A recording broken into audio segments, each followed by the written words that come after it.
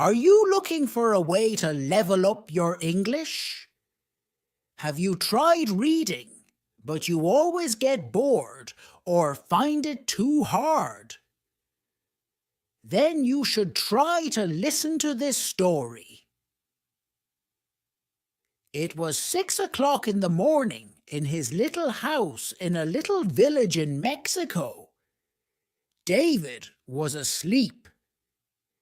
He was still asleep at 7, at 8, at 9, and at 10 o'clock. Most days, David woke up at about 11. Then his wife usually went to the shop to buy tortillas and coffee for his breakfast. David was a lucky man because Pedro, the shopkeeper, was a good friend and never asked him to pay for his food. But one morning, Pedro woke up feeling angry. "I get up at 5 every morning to work," he said to himself. "But David lies in bed all morning doing nothing. He doesn't work, and I give him free food. That's enough. If he wants any more free food, he'll have to do some work for me." Later that morning, David's wife walked into the shop at the usual time. "Tell your husband that I can't give him any more free food," Pedro said. "I'm making an extra room on the side of my house. If he helps me carry some large rocks from the quarry, then you can have more food." "Oh no," said David when he heard Pedro's words. "Those rocks are too heavy for me to move. How many times must I say, if God wants to give, he'll give, and when he gives, he'll push it in through the window. Please, no more talk of work. What about a nice cup of fresh coffee?" After that, he put on his clothes and left the house. Later that morning, David was walking up the hill, happily watching the clouds in the sky. Suddenly, he heard shouts behind him. "Woo! Woo!" Turning round, he saw that a horse was galloping nearer and nearer. A man was riding the horse and shouting, but the horse didn't stop. "Woo!" The rider shouted again, but the horse didn't go any slower. Now the horse was right in front of David. He jumped at it, took the horse's reins in his hands, and made it stop. The rider was an old man with long white hair. He got down. "You don't run around all day like other people," he said to David, "but you're there when someone needs you." "You're very kind," replied David, "but to be like this is not hard. I try to sleep well, eat well, and not worry about things." "Well, today you really helped me," said the old man.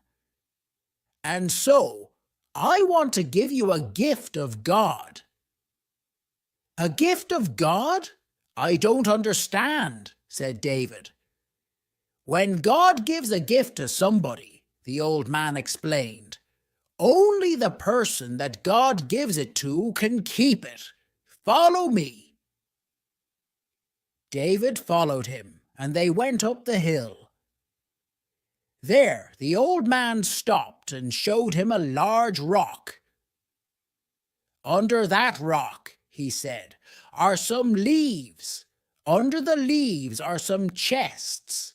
In the chests, you'll find the gift of God waiting for you." David went over to the rock, knelt by it, and took it in his hands. He moved it easily.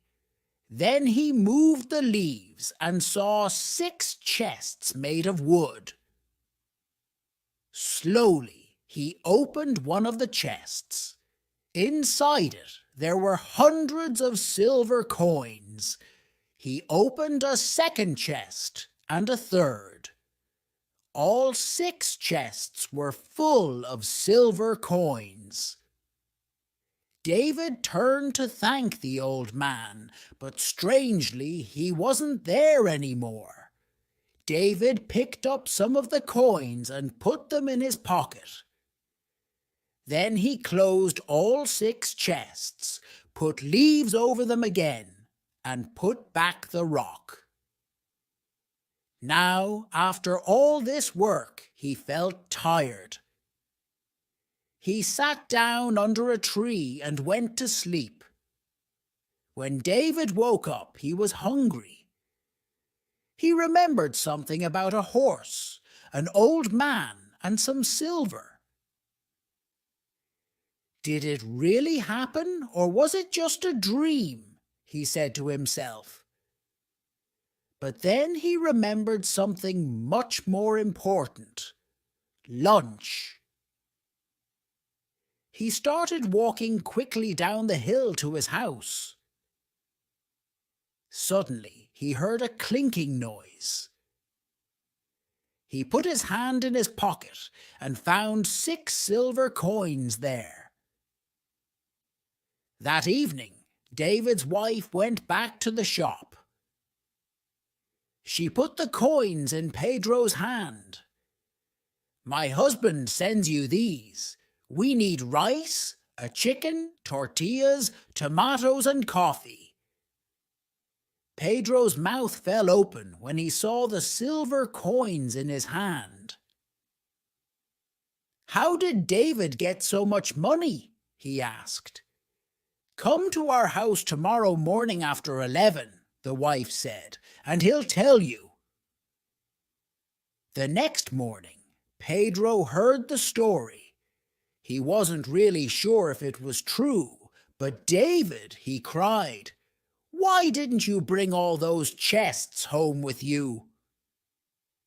"They were too heavy," David explained. "I needed horses to carry them, and I have no horses." "And my friend, how many times have I told you, if God wants to give, he'll give, and when he gives, he'll push it in through the window." "I know," Pedro said. "I have some horses. I'll come to your house tonight, and we'll go to this place together. My horses will carry all 6 chests. You'll keep 3 of them and give the other 3 to me. We'll become rich together. Do you agree?" "All right," said David. He was happy because his wife was cooking a delicious chicken for dinner. Pedro went back to his shop, but he began to think, "Why must I share the silver with David? The horses belong to me. Without them, David can do nothing, and he won't know what to do with the money. He'll just eat and sleep as usual. But I always know what to do with money. I'll build a larger house." That night at 11 o'clock, David was asleep. "Husband," said his wife, "wake up. It's already 11 o'clock and your friend hasn't come." "He's just late," said David, and he went back to sleep. An hour later, the wife woke her husband again. "Husband, it's midnight, and I'm afraid that Pedro has decided to keep all the silver for himself." "Midnight? It's too late to go anywhere now. Wife, go to sleep." After that, David and his wife slept all through the night without waking up again. While David was sleeping, Pedro went up the hill with his horses and his men. He told the men to move the rock and look under the leaves. They found the 6 chests. "Open them," Pedro said. But when they opened them, they saw no silver coins inside, only lots of dirt and stones. "My friend David is laughing at me. He thinks that this is funny," Pedro shouted. "Well, I know how to be funny too." He told his men to put the chests onto the horses to carry them down the hill and to leave all the dirt and stones in front of David's house. They did this, and then they went back home. The next morning, when David's wife woke up, she couldn't open the door or window. "Husband, wake up," she said. "There's something outside our house and we can't open the door or the window." David got out of bed and he pushed the door. He couldn't open it, not even a crack. He pushed the window and at last it opened a crack. Lots of silver coins came through the crack and fell onto the floor. "Husband," the wife said, "Pedro did come last night, perhaps." "Perhaps," replied David, "but all this work has made me hungry. What about a nice tortilla?" Later that morning, the shopkeeper's mouth fell open for the second time in 2 days. David's wife came into the shop and bought more food and new clothes for herself and David. She put 20 silver coins down in front of the shopkeeper. "What happened yesterday? We waited for you until midnight," she said. "I was worried when you didn't come. Then this morning it all came through the window." "But surely you gave us more than half," Pedro said.